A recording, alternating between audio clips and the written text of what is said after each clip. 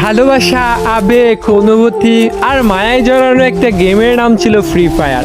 একটা সময় ছিল অবসর সময় কাটানোর জন্য আর বন্ধু বান্ধবদেরকে নিয়ে আড্ডা দেওয়ার জন্য সবচাইতে সহজ মাধ্যম ছিল এই গেমটি।